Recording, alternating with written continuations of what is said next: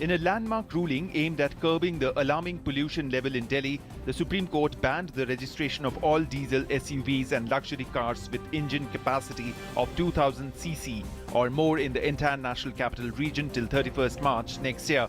The Apex Court also ruled that all trucks not bound for Delhi will not be allowed to enter the capital, and those carrying goods for Delhi will have to shell out a steep environment compensation charge. The Supreme Court has appointed retired Justice Virendra Singh as new Lokayukt of Uttar Pradesh. The Apex Court invoked its constitutional power and appointed retired HC Judge Virendra Singh as UP Lokayukt. The court observed that the failure of constitutional functionaries to comply with the orders of the highest court of the land is deeply regretted and astonishing.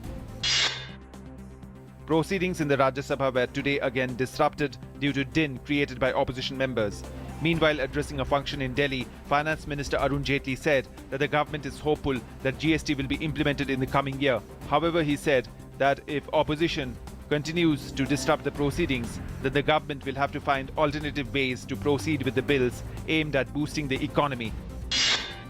Defence Minister Manohar Parrikar has said that if United Nations approves the resolution and there is a UN mission against ISIS, India will definitely participate in it. Speaking to the media on the sidelines of a function in New Delhi, Defence Minister said there is no change in India's policy in this regard.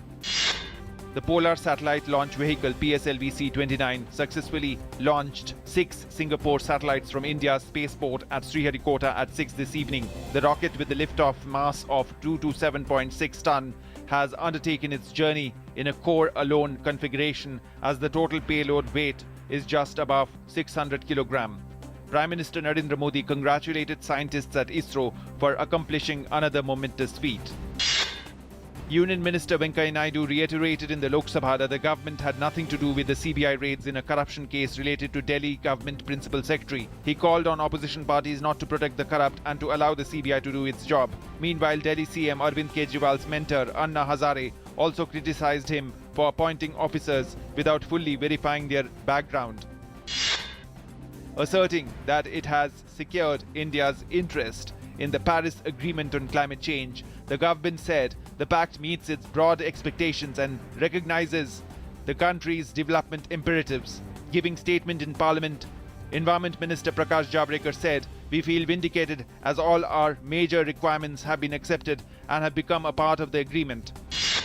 Commerce Minister Nirmala Sitharaman asserted that it is the duty of member countries of WTO to safeguard the legitimate interests of poor farmers and the food security of hundreds of millions in developing countries. Addressing the 10th Ministerial Conference of the WTO in Nairobi, Sitharaman said member countries cannot continue with the rhetoric of a development agenda without even a reasonable attempt to address issues which are of primary concern to developing economies.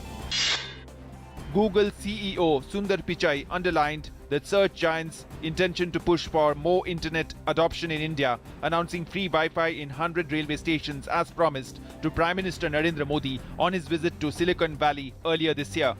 At a large-scale event of the company in New Delhi, Pichai announced plans to launch a huge new campus in Hyderabad and to recruit more Indians for business development.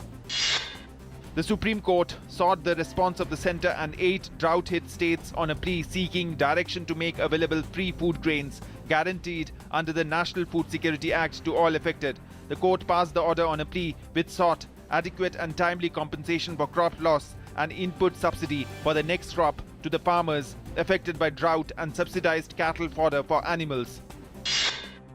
The Enforcement Directorate made a search operation in the Chennai office of Karti Chidambaram, son of former Finance Minister P. Chidambaram. The details of the search operations were not revealed by the sleuths of the investigating agency. However, Karti has confirmed the search, saying it was in relation to the financial transactions of 3 private firms. Lok Sabha remembered Nirbhaya on the 3rd anniversary of the infamous gang rape and murder in Delhi. Members called for stringent punishment to the juvenile convict. India is set to build a sea bridge and tunnel connecting Sri Lanka, while a pact has been inked with Bangladesh, Bhutan and Nepal for seamless flow of traffic and passenger vehicles. Road Transport and Highways Minister Nitin Gadkari, in a suo motu statement in the Lok Sabha, said the Asian Development Bank is ready fully to finance a bridge building project connecting Rameshwaram to Sri Lanka.